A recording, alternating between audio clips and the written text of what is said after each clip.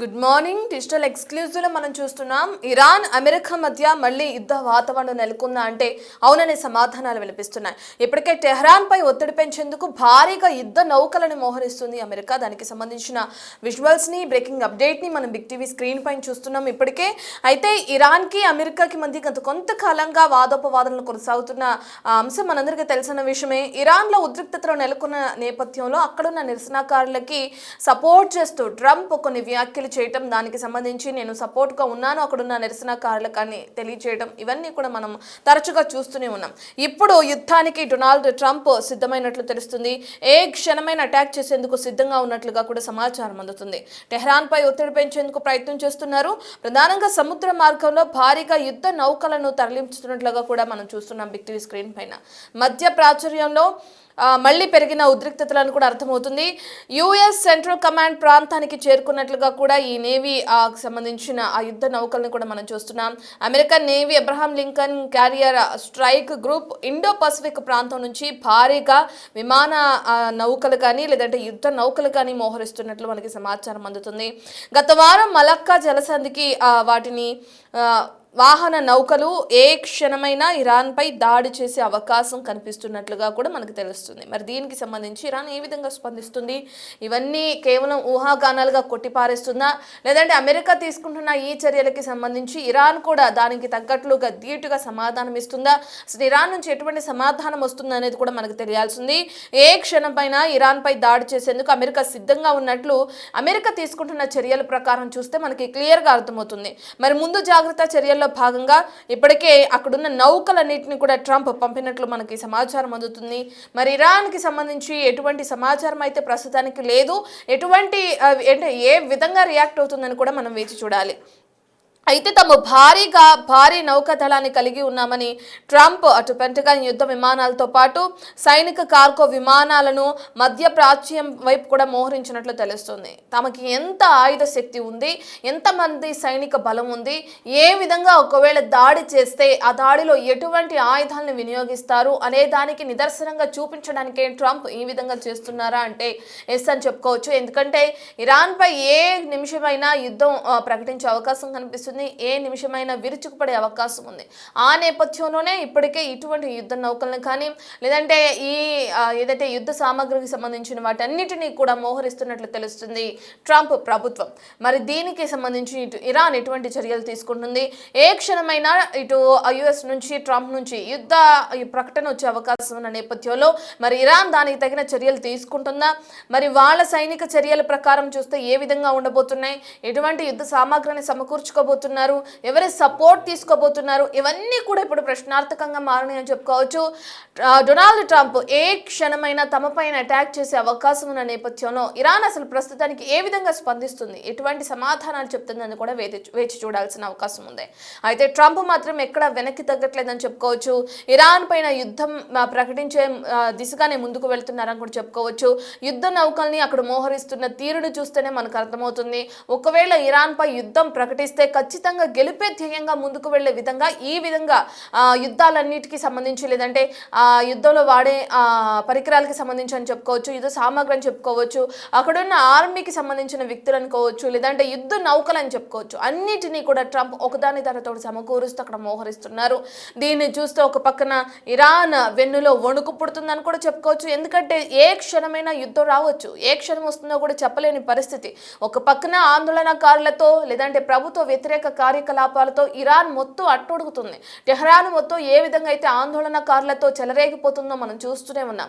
అయితే ప్రభుత్వం వాళ్ళని బలవంతంగా అణిచివేసే ప్రయత్నం చేసినప్పటికీ ఇరాన్ మొత్తం కూడా ఇదే ఆరోపణలు కానీ ఇదే వ్యతిరేకత కానీ వ్యక్తం అవుతూనే ఉంది. ఒక పక్కన అంతర్గతంగా కుమ్ములాట అనేది కొనసాగుతుంది. మరో పక్కన చూసుకుంటే ఇప్పుడు డొనాల్డ్ ట్రంప్ నుంచి పెద్ద హెచ్చరిక జారీ అయ్యే అవకాశం కనిపిస్తుంది. మరి ఇటువంటి సమయంలో ఇరాన్ ఏ విధంగా స్పందిస్తుంది, ఏ విధంగా చర్యలు తీసుకుంటుంది, ఏ విధంగా ముందుకు వెళుతుంది అనేది కూడా మనం వేచి చూడాలి. ఒకసారి ఏవైతే డొనాల్డ్ ట్రంప్ ప్రభుత్వం అక్కడ మోహరించిన యుద్ధ నౌకలు ఉన్నాయో వాటిని మనం బిగ్ టీవీ స్క్రీన్ పైన చూద్దాం. వాటిని చూస్తేనే ఇరాన్ వెన్నులో వణుకు పుడుతుందా అనే రీతిగా అక్కడ యుద్ధ నౌకలన్నిటిని కూడా మోహరిస్తున్నారు డొనాల్డ్ ట్రంప్.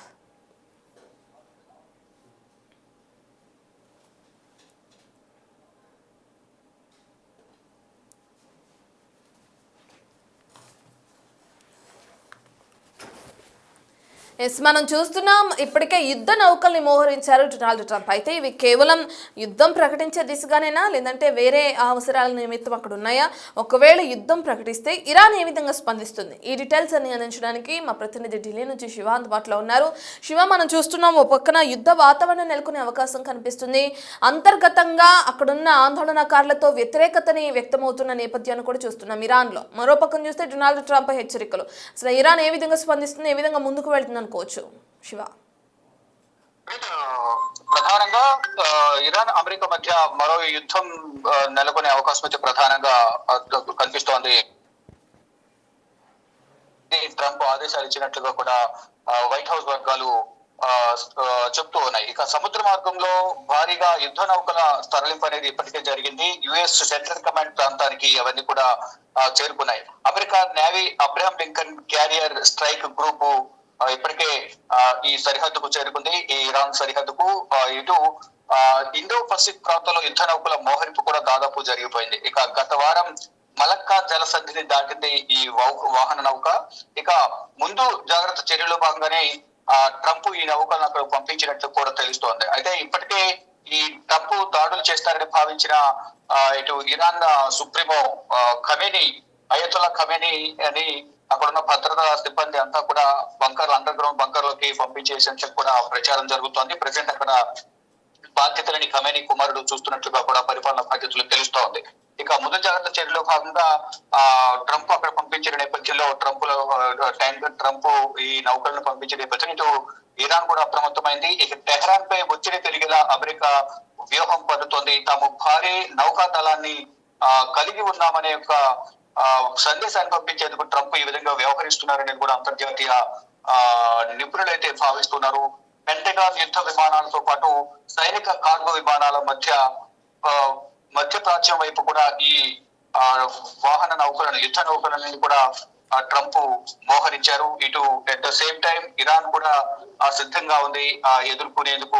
ట్రంప్ కనుక దాడి చేస్తే ప్రతిదాడి చేయాలనేది కూడా ఇరాన్ భావిస్తోంది. దానిలో భాగంగానే మరోసారి యుద్ధం వస్తే కనుక ఏం జరగబోతోంది, ఎంతమంది ప్రాణాలు కోల్పోవాల్సి వచ్చింది, సాధారణ ప్రజలు కానీ ఇరు దేశాలకు సంబంధించిన సైనిక భద్రతా బలగాలని కూడా ఎంతమంది ప్రాణాలు కోల్పోవాల్సి వస్తుందనే భయం మాత్రం అందరిలో నెలకొంది ఇరువైపులా కూడా. కానీ ఏం జరగబోతోంది, ఎవరు ఆధిపత్యం చెలాయిస్తారు, ఎవరు పైచేసి సాధిస్తారనేది మాత్రం ఉత్కంఠ కొనసాగుతుంది. గతంలో ఏదైతే వెనిజులా పైన దాడి చేసి అక్కడ అధ్యక్షుడిని నికోలస్ మధురేని అతని భార్యను ఏ విధంగా అయితే బందీగా చేసుకున్నారో ఇప్పుడు కూడా అదే పునరావృతం అవుతుందా, అసలు ఏం జరగబోతుంది అనేది కూడా చూడాల్సి ఉంది. కానీ ఇరాన్ కూడా గట్టిగా పోటీ ఇచ్చేందుకు సిద్ధమవుతోంది. ఈ నేపథ్యంలోనే ఇటు ఇరాన్ కూడా అమెరికా సరిహద్దుల వైపు యుద్ధ ట్యాంకర్లను కూడా మోహరిస్తుంది. భద్రతా బలగాలు కూడా భారీ సంఖ్యలో మోహరించాయి. ఏ సమయంలోనే యుద్ధం జరగవచ్చని ట్రంప్ పిలుపు మేరకు ఇటు ఇరాన్ కూడా సిద్ధంగా ఉంది. ఈ నేపథ్యంలోనే సుప్రీమోను అంటే ఏ విధంగా అయితే వెనుజులా అధ్యక్షుడిని అతని కార్యాలయాన్ని క్యాప్చర్ చేసి అతని బందీగా చేసుకుని ఏ విధంగా అయితే న్యూయార్క్ తరలించిందో అలాగే ఖమేనీని కూడా ఏ విధంగా తరలిస్తారా అనే భయంతోనే అయతుల్లా ఖమేనీని అండర్ గ్రౌండ్ బంకర్ లోకి తరలించినట్టు తెలుస్తోంది. మొత్తంగా చూసుకుంటే ఇరు దేశాల మధ్య ఏ సమయంలోనైనా యుద్ధం రావచ్చు అనే ప్రచారం అయితే తీవ్రంగా జరుగుతోంది. రత్నం శివ, ఒకవేళ యుద్ధం అనేది కనుక ట్రంప్ ప్రకటించి ఇరాన్పై విరుచుకుపడితే మరి దాన్ని తట్టుకునే శక్తి అటు ఇరాన్కు ఉందని చెప్పుకోవచ్చా? ట్రంప్ ఇప్పటికే యుద్ధ నౌకల్ని మోహరించడం భారీగా మనం చూస్తున్నాం. మరి ఇరాన్ ఇప్పటికే ఒకవేళ యుద్ధం వస్తుందని చెప్పి ఆల్మోస్ట్ కన్ఫర్మ్ అవుతున్న నేపథ్యంలో ఇరాన్ ఎటువంటి చర్యలు తీసుకుంటుంది? యుద్ధం వస్తే దాన్ని ఎదుర్కొనేందుకు సిద్ధంగా ఉందని చెప్పుకోవచ్చా ఇరాన్? వీరు కూడా అంతే సిద్ధంగా ఉన్నారు. సముద్ర మార్గం ద్వారా యుద్ధ నౌకలను భారీగా అమెరికా తరలిస్తున్న నేపథ్యంలో వీరు కూడా అదే విధంగా సంసిద్ధంగా ఉన్నారు. మరోవైపు అమెరికా వద్ద అత్యంత విధ్వంసం సృష్టించే అబ్రహాం లింకన్ కి సంబంధించిన యుద్ధ నౌక ఏదైతుందో యుద్ధ నౌకకు అబ్రహాం లింకన్ పేరు పెట్టారు.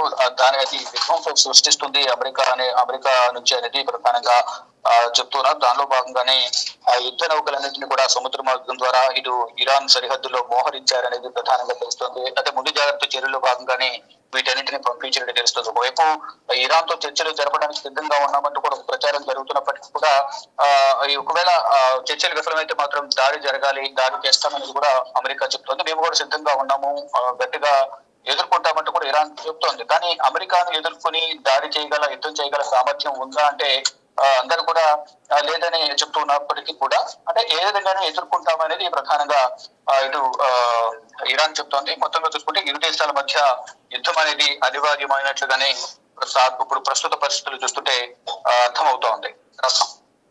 Right, thank you Shiva. మనం చూస్తున్నాం ఇప్పటికే ఆందోళనకారులతో వ్యతిరేకత వ్యక్తమవుతుంది ఇరాన్ మొత్తం కూడా. ఇప్పుడు యుఎస్ నుంచి లేదంటే డొనాల్డ్ ట్రంప్ యుద్ధ ప్రకటన చేస్తే ఏ విధంగా స్పందిస్తుంది అనేది కూడా ఇప్పుడు ప్రశ్నార్థకంగా మారింది.